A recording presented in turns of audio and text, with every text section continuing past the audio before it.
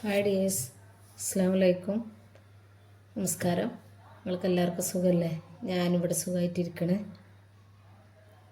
അപ്പം നമുക്ക് ഒരു അടിപൊളിയായിട്ടുള്ള ഒരു റൈസ് ഉണ്ടാക്കണത് കാണിച്ച് അത് ഞാൻ ഉണ്ടാക്കിയൊരു രൂപം നിങ്ങൾക്കും കൂടി പറഞ്ഞുതരാം. അപ്പോൾ സംഭവം മന്തിയാണോ എന്ന് ചോദിച്ചാൽ മന്തിയാണ്. മന്തി അല്ലേ എന്ന് ചോദിച്ചാൽ മന്തിയറ്റല്ലേനോ. പിന്നെ ഞാൻ എൻ്റെ കയ്യിലുള്ള സാധനങ്ങൾ വെച്ച് വ്യത്യസ്തമായിട്ടുള്ള രൂപത്തിൽ ഉണ്ടാക്കിയെടുത്തതാണ്. ഇവിടെ പൊതുവെ മന്തി ഞാൻ പുകട്ട് മന്തി ഉണ്ടാക്കുന്നതിൻ്റെ മോനക്ക് ഇഷ്ടപ്പെടില്ല. മോന് അത്ര താല്പര്യമില്ല അതിനോട്. അപ്പോൾ ഞാൻ ഇവിടെ പൊതുവെ മന്തി ശരിയായ മന്തി ഉണ്ടാക്കുകയാണെങ്കിലും ഞാൻ പുക ഇടലില്ല. അപ്പോൾ ഞാനപ്പോൾ ഇന്നൊരു മാറ്റി ബീഫ് ഇപ്പോൾ എല്ലാവരും വീട്ടിലും എല്ലാ സ്ഥലത്തും ഉള്ളതാണ്, ഇഷ്ടംപോലെ ഉണ്ടാവും. അപ്പം ബീഫ് കറി വെച്ചാലും വേണ്ട, വരട്ടിയെടുത്താലും വേണ്ട, ബിരിയാണി വെച്ചാലും വേണ്ട. അപ്പോൾ ഒന്ന് മാറ്റി പിടിച്ചതാണ്. അപ്പോൾ അതിന് വേണ്ടിയിട്ട് ഞാനിവിടെ ഒരു 1.5 ടീസ്പൂൺ മല്ലിപ്പൊടി, ഇത് വീട്ടിൽ ഞാൻ തന്നെ വറുത്ത് പൊടിച്ച മല്ലിപ്പൊടിയാണ് കേട്ടോ. പിന്നെ അതുപോലെ തന്നെ 1 ടീസ്പൂണ് മുളക് പൊടി. അപ്പം ഇനി ഓരോർക്ക് കുറച്ചും കൂടിയൊക്കെ എരിവ് വേണം, അല്ലെങ്കിൽ ഇനി ബീഫ് കൂടുതലൊക്കെ എടുക്കുകയാണെന്നുണ്ടെങ്കിൽ അതിനനുസരിച്ച് കൂട്ടി കൊടുക്കുക. പിന്നെ 1.5 ടീസ്പൂൺ കുരുമുളക് ചതച്ചത്. പിന്നെ ഞാനിതിലേക്ക് ഒരു 1/2 ടീസ്പൂണിൻ്റെ നല്ല ജീരകം, അതും ചതച്ചതാണ്. കുരുമുളകും നല്ല ജീരകവും ചതച്ചിട്ടെടുത്തതാണ്. പിന്നെ പെരിഞ്ജീരകത്തിൻ്റെ അത് 1 സ്പൂണോളം പൊടി എടുത്തിട്ടുണ്ട്. പിന്നെ ഒരു 1/4 ടീസ്പൂണ് ഗരം മസാല. ഇത്ര ഇപ്പം ഞാനിത് ചൂടാക്കാൻ വേണ്ടി അടുപ്പത്ത് വെക്കണുള്ളൂ. ഇനി ചൂടാക്കുമ്പോൾ ഞാനിതിലേക്ക് വേറൊരു സംഭവം കൂടി ചേർത്ത് കൊടുക്കുന്നുണ്ട്. അപ്പോൾ ഇത് നല്ലതുപോലെ കൂടുതൽ വലിയ തീയിലിട്ടിട്ട് ഇത് ചൂടാക്കിയെടുക്കരുത്, സിമ്മിലിട്ടിട്ട് ഇത് ചൂടാക്കിയെടുക്കാൻ പാടുള്ളൂ. അപ്പോൾ കുറേശ്ശായിട്ട് അങ്ങനെ ഇളക്കി സിമ്മിലായതുകൊണ്ട് കരിയൊന്നുമില്ല, സാവകാശം ഇളക്കി അതുകൊണ്ട് ചൂടായി വരുമ്പോൾ നല്ലൊരു സ്മെല്ല് വരാൻ ആ സമയം വരെ അത് ഇളക്കി കൊടുക്കണം. അപ്പം നമ്മൾ വാങ്ങിക്കണ മന്തി മസാലയും ഇതുപോലെയൊക്കെ തന്നെയാണുള്ളത്. പിന്നെ ഞാനിതിലേക്ക് കുറച്ച് മന്തി മസാല ചേർത്ത് കൊടുക്കുകയാണ്. നമ്മൾ പാക്കറ്റ് വാങ്ങി കിട്ടണ അറേബ്യൻ മന്തി മസാല എന്ന് പറഞ്ഞാൽ അതിന് ഒരു ലേശത്തിൽ ചേർത്ത് കൊടുക്കണം. ആ പൊടി മാത്രം ഇട്ടിട്ട് നമ്മൾ ഈ മസാല ഉണ്ടാക്കി കഴിഞ്ഞാൽ ഒരു ടേസ്റ്റും ഉണ്ടാവില്ല. അപ്പം ഞാൻ ഇതിങ്ങനെ ഒന്ന് ഉണ്ടാക്കി നോക്കാം, നമ്മൾ ഈ മസാലകൾ വെച്ചിട്ട് ഉണ്ടാക്കി നോക്കിയാൽ എങ്ങനെ ഉണ്ടാവും എന്നുള്ളത് ഒരു പരീക്ഷണം നടത്തിയതാണ്. അപ്പോൾ അത് ഏകദേശം 1 കിലോൻ്റെ അടുത്ത് ബീഫുണ്ട്. പിന്നെ അതിൽ എല്ലൊക്കെ ഉണ്ട്. പിന്നെ എല്ലൊന്നും ഞാൻ എടുത്തിട്ടൊന്നുമില്ല. ഇത് ഞാനിവിടെ കറി വെക്കാൻ വേണ്ടിയിട്ട് അല്ലെങ്കിൽ വരട്ടിനൊക്കെ വേണ്ടിയിട്ട് കട്ട് ചെയ്ത് വെള്ളമൊഴിച്ച് ഫ്രിഡ്ജിൽ വെച്ചിരുന്ന ഇറച്ചിയാണ് കേട്ടോ. ഇത് മന്തിക്കായിട്ട് ഇപ്പോൾ എത്ര ചെറിയ പീസിലാണോ ഇങ്ങനെ ഉണ്ടാക്കണമെന്ന് കരുതണ്ടെന്ന് ഉദ്ദേശിച്ചാണ് ഞാൻ അത് പറയണത്. അപ്പം ഞാൻ വീട്ടാവശ്യത്തിന് വേണ്ടിയിട്ട് നമ്മൾ ചെറിയ പീസാക്കിയിട്ടില്ല കട്ട് ചെയ്യുക. അപ്പോൾ അതേപോലെ കട്ട് ചെയ്ത് ഈ ബീഫിലേക്ക് ഞാൻ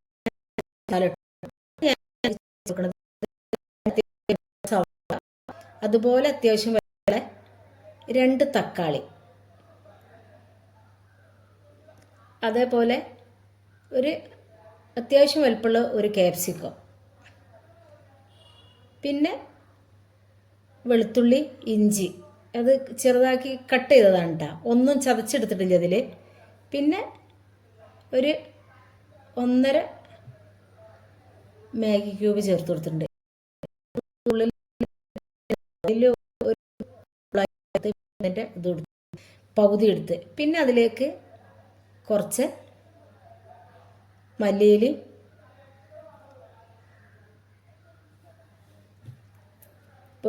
കുറച്ച് പുതിനയിലും കൂടി കഴുകി അരിഞ്ഞിട്ടെടുത്തിട്ടുള്ളതാണത്. പിന്നെ ഞാനിതിലേക്ക് ചേർത്ത് കൊടുക്കുന്നത് ഒരു 1.5 ടീസ്പൂണോളം വിനാഗിരിയാണ്, സുർക്ക. പിന്നെ ഇതിൽ നമ്മൾ മാഗി ക്യൂബ് ഇട്ടതുകൊണ്ട് ഉപ്പ് നോക്കിയിട്ട് ഇട്ട് കൊടുക്കുക, കുറച്ച് ഇട്ട് കൊടുക്കുക. പിന്നെ വേണമെങ്കിൽ പിന്നെ ചേർത്ത് കൊടുക്കുക. അപ്പോൾ ഉപ്പ് ഒരിക്കലും കൂടി പോകരുത്, മാഗി ക്യൂബ് നമ്മളിതിൽ ഇട്ടതുകൊണ്ട്. പിന്നെ ഇതിലേക്ക് കുറച്ച് കൂടുതലൊന്നും ഒഴിച്ചു കൊടുക്കണില്ല, ഒരു കുറച്ച് സൺഫ്ലവറാണ് ഒഴിച്ചു കൊടുക്കുന്നത്. അപ്പോൾ സാധാ നമ്മൾ എന്താണ് ഇറച്ചി ഉണ്ടാക്കുമ്പോൾ ഒരു മന്തിയൊക്കെ ഉണ്ടാക്കണമെങ്കിൽ കൂടുതൽ സൺഫ്ലവർ ഒഴിച്ചു കൊടുക്കും. അപ്പോൾ അത്രത്തോളമൊന്നും ഞാൻ അതിൽ ഒഴിച്ചിട്ടില്ല, കുറച്ചേ ഒഴിച്ചിട്ടുള്ളൂ.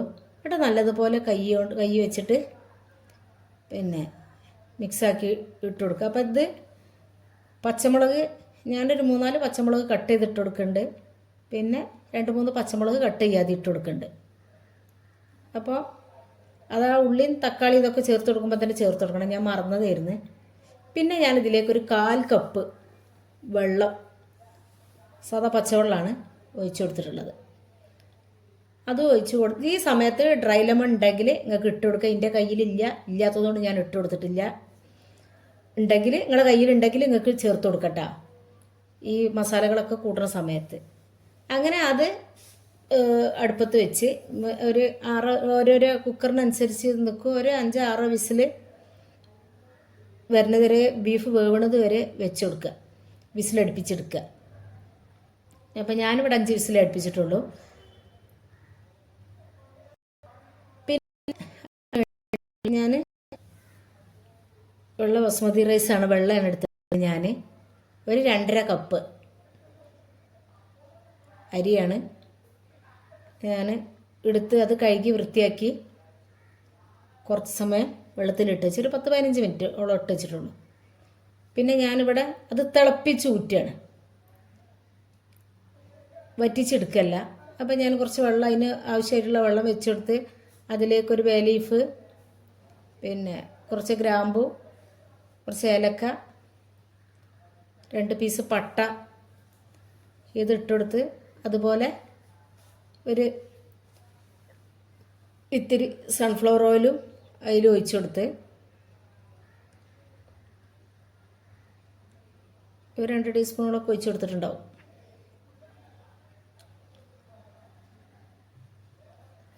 പിന്നെ ഇതിലേക്ക് ഞാൻ ആവശ്യത്തിനുള്ള ഉപ്പിട്ട് കൊടുത്ത്, പിന്നെ അതേപോലെ തന്നെ ഞാൻ 1.5 പീസ്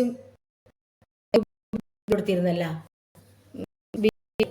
അപ്പം അതിൻ്റെ ബാക്കി ഒരു പീസ് അവിടെ കിടന്നാൽ പിന്നെ അതങ്ങനെ വെറുതെ തട്ടിപ്പോകുമെന്ന് വിചാരിച്ചാൽ അതും ഞാൻ ഇതിൽ ചേർത്ത് കൊടുത്തിട്ടുണ്ട്.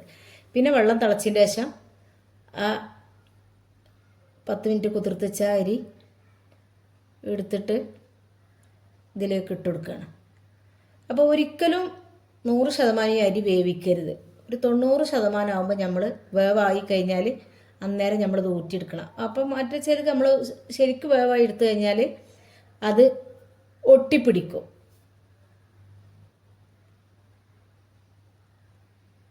ഒട്ടിപ്പിടിച്ച് കഴിഞ്ഞാൽ നമ്മൾ ഒരു കാണാനൊരു ഭംഗി ഉണ്ടാവില്ല, തിന്നുമ്പോഴും അങ്ങനെ ഒരു ഒട്ടിക്കൊണ്ട് ഇക്കാരം. അപ്പോൾ ഈ സമയത്ത് അതവിടെ തിളക്കാൻ വേണ്ടി വെച്ചിട്ടുണ്ട്. അപ്പോൾ ഞാൻ കുക്കർ വിസിലൊക്കെ പോയി ശരിക്ക് അതിൻ്റെ ശേഷം തുറന്നു നോക്കിയതാണ്. അപ്പോൾ തുള്ളി വെള്ളമൊന്നും അതിൽ കൂടുതലൊന്നും ഇല്ല കേട്ടോ, ശരിക്ക് വറ്റി വന്നിട്ട് തന്നെ ഉണ്ട്.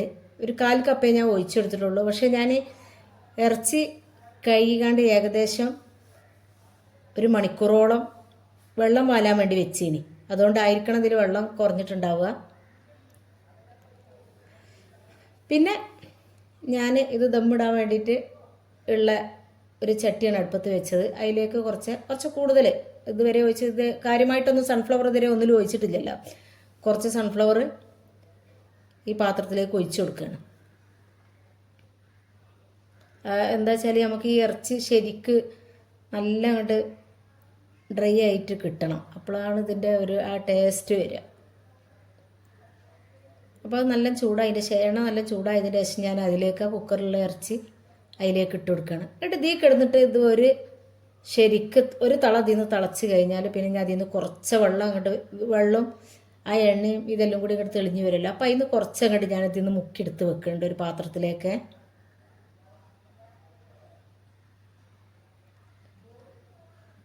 അപ്പോൾ നിങ്ങൾക്ക് വേണമെങ്കിൽ ഞാനൊരു 1/4 കപ്പ് വെള്ളം ഒഴിച്ചെടുത്തിട്ടുള്ളൂ. നിങ്ങൾക്ക് ലേശം കൂടി കൂടുതൽ വേണമെങ്കിൽ ഒഴിച്ചെടുക്കുക. അപ്പോൾ ഒന്നും കൂടി കൂടുതൽ മസാല ഇതിൽ ഉണ്ടാവും. അല്ല, മസാല അല്ല, കുറച്ച് വെള്ളം ഒരു ചാറായിട്ട് കിട്ടാൻ ഇതിൽ കുറച്ച് കിട്ടും. അപ്പോൾ ഇത് എനിക്കിത് കറക്റ്റായിട്ട് വന്നിട്ടുണ്ടായിരുന്നു.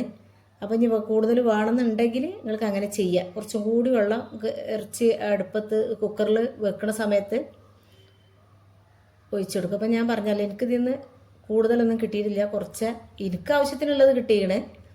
പിന്നെ അപ്പോൾ അതിനകത്ത് കൂടുതലൊക്കെ ക്വാണ്ടിറ്റി ഉണ്ടാക്കുകയാണെന്നുണ്ടെങ്കിൽ കുറച്ചും കൂടി വെള്ളം കുക്കറിൽ ഒഴിച്ച് കൊടുക്കണം. അപ്പോൾ അതിന് ഞാൻ കുറച്ച് മസാല അങ്ങോട്ട്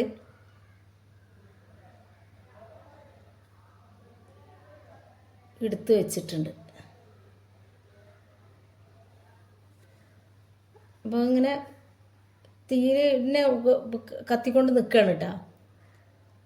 അപ്പോൾ പിന്നെ അതിൽ ഒരുവിധം ഏകദേശമൊക്കെ ആയി കഴിഞ്ഞപ്പോൾ അതിൽ വെള്ളം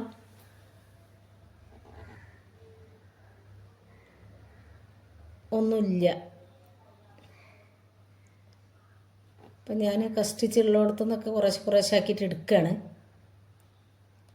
അതൊക്കെ എടുത്ത് വെച്ചതിന് ശേഷം അപ്പോൾ ഇവിടെ ഏകദേശം നമ്മളെ ചോറ് വേവായി തുടങ്ങി.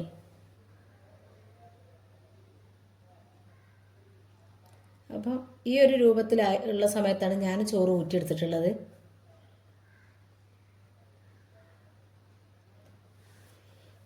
അപ്പോൾ നിങ്ങളും ഇതുപോലെ ഒന്ന്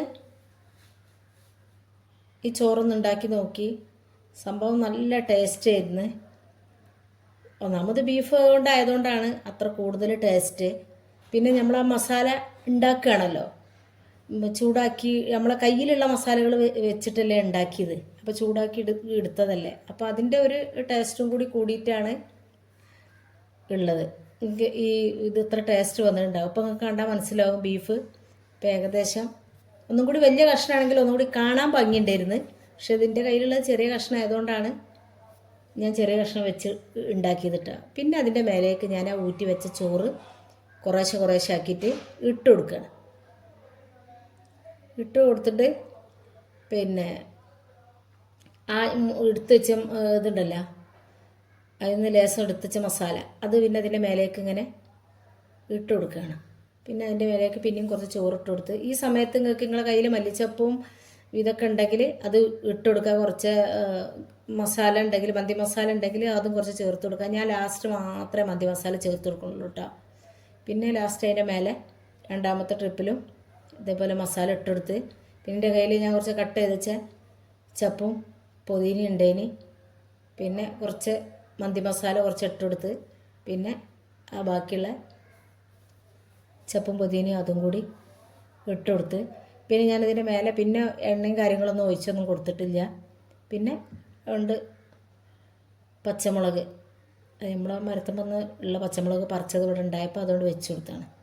ഇട്ട് ചേർത്തിട്ട് ഒരു 10-20 മിനിറ്റോളം നല്ല സിമ്മിൽ ഇട്ട് കൊടുത്ത് അങ്ങനെ വെച്ച് കണ്ട് പിന്നെ കുറച്ച് നേരം കഴിഞ്ഞതിന് ശേഷം പിന്നെ ഒന്ന് തുറന്ന് നോക്കിയത്. അപ്പോൾ ഒന്ന് ചോറൊന്നും ഒട്ടിപ്പിടിച്ചിട്ടില്ല. നല്ല കാണാനും നല്ല ഭംഗിയുണ്ടായിരുന്നു, തിന്നാൻ അപാര ടേസ്റ്റ് എന്നത് ഞാൻ പറഞ്ഞാലിപ്പോൾ നിങ്ങൾക്ക് വിശ്വാസം വരില്ല. നിങ്ങൾ തന്നെ ഉണ്ടാക്കി കഴിച്ചു നോക്കണം. അപ്പം ഇതിപ്പോൾ മന്തിയാണ് എന്നുണ്ടെങ്കിൽ ഡ്രൈ ലെമൺ ഇല്ല എന്നുള്ളതേ മന്തിക്കുള്ളൂ. പിന്നെ മസാല നമ്മളിവിടെ ഉള്ള മസാല കയ്യിലുള്ള മസാല വെച്ച് ഉണ്ടാക്കിയതാണ്. അപ്പം ആ ഒരു വ്യത്യാസമുണ്ട്. പിന്നെ ബീഫ് വെച്ചാണല്ലോ, അപ്പോൾ അതിനനുസരിച്ചുള്ള ആ ഒരു ഭംഗിയും കൂടി ഉണ്ട്. അപ്പം നിങ്ങൾ ഈ വീഡിയോ കാണുമ്പോൾ ഇത് സ്കിപ്പ് ചെയ്യാതെ വീഡിയോ കാണണം. കണ്ടാലേ നിങ്ങൾക്കിത് മനസ്സിലാവുള്ളൂ. ബീഫൊക്കെ നല്ലതുപോലെ വന്നിട്ടുണ്ട്. അപ്പോൾ എൻ്റെ ഈ വീഡിയോ ഇഷ്ടപ്പെട്ട ഒരു ലൈക്ക് ഒന്ന് സപ്പോർട്ട് ചെയ്യണേ. വീഡിയോ നിങ്ങൾക്ക് ഇഷ്ടപ്പെടുകയാണെന്നുണ്ടെങ്കിൽ ഫ്രണ്ട്സിനും ഫാമിലിക്കൊക്കെ ഒന്ന് ഷെയർ ചെയ്ത് കൊടുക്കണം. ഇങ്ങനെ ഒരു റൈസ് ഉണ്ടാക്കി നോക്കാൻ വേണ്ടിയിട്ട് എല്ലാവരുടെ കയ്യിലും ഇപ്പം ബീഫ് ഉള്ളതുകൊണ്ട് ആർക്കും ഉണ്ടാക്കി നോക്കാം.